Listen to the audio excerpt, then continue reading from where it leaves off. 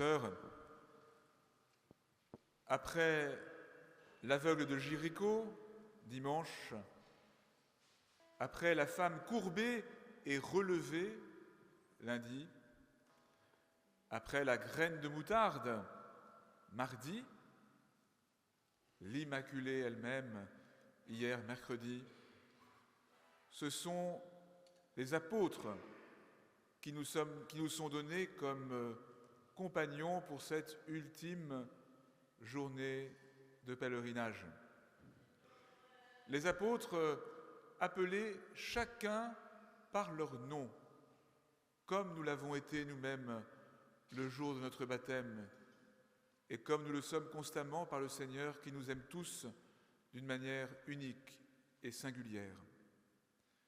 Les apôtres, parmi lesquels il y a un traître, l'Évangile n'a pas peur de le dire, et pourtant, malgré cela, le Christ leur a confié la responsabilité de construire sur la pierre angulaire qu'il est lui-même la demeure de Dieu parmi les hommes.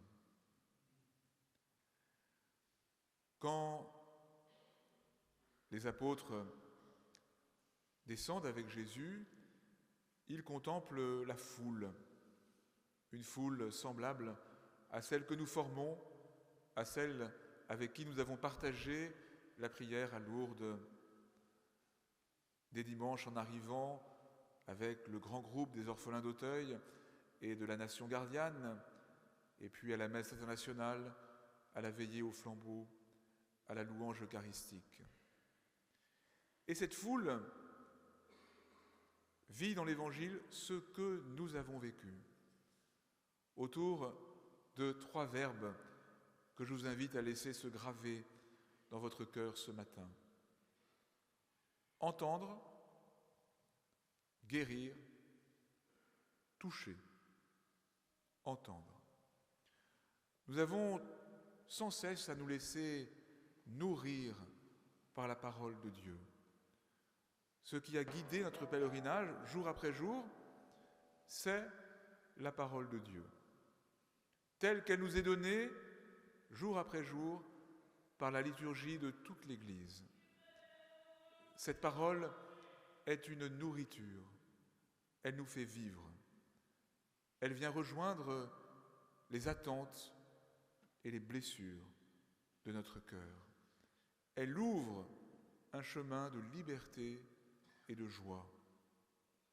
Puissions-nous, au-delà de ce pèlerinage, goûter toujours davantage cette parole, entendre le Christ qui nous parle de toutes sortes de manières, par sa parole elle-même, mais aussi par les paroles que nous échangeons les uns avec les autres, par les paroles fraternelles, exigeantes parfois, rudes à entendre de temps en temps, mais qui nous permettent d'avancer si nous ouvrons notre cœur.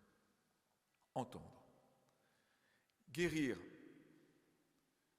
Bien sûr, certains d'entre nous attendent, espèrent une guérison, et nous prions avec eux pour cela, en invoquant l'extraordinaire toujours possible de l'œuvre de Dieu, mais aussi sa bénédiction sur tous les soignants, tous ceux qui prennent soin des malades.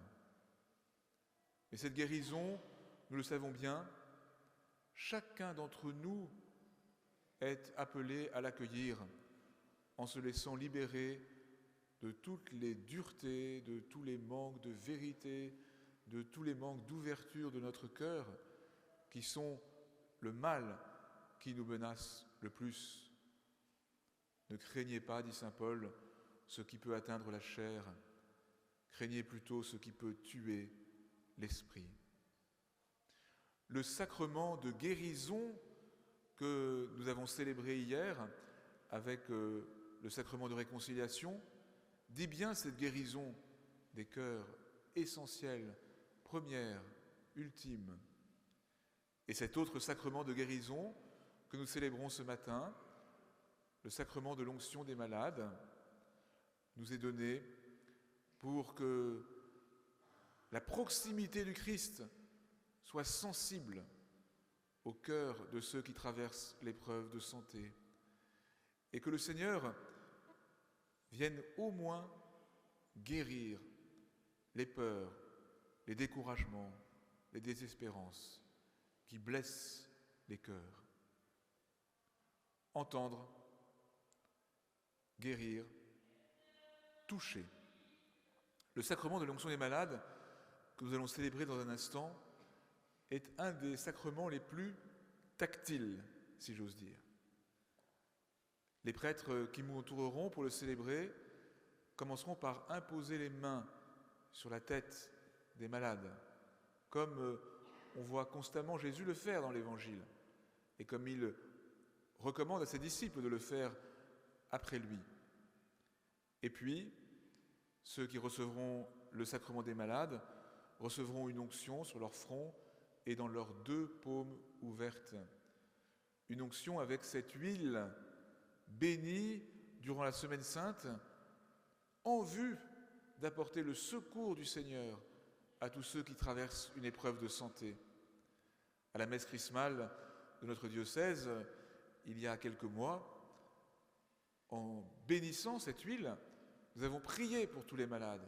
Nous avons prié pour vous qui aujourd'hui allez être marqués de cette huile, même si celle-ci a été bénie dans le diocèse de Tarbes et Lourdes. Ce toucher sacramentel manifeste à quel point le Christ se fait proche de nous. Il touche notre cœur, il touche notre vie. Les hospitaliers ont pris soin de nos frères et sœurs malades. Ils ont dû parfois les aider à vivre les gestes quotidiens les plus simples. Et dans ce toucher plein de délicatesse et d'attention fraternelle, quelque chose du toucher de Dieu a été révélé. Dieu n'est pas loin de nous.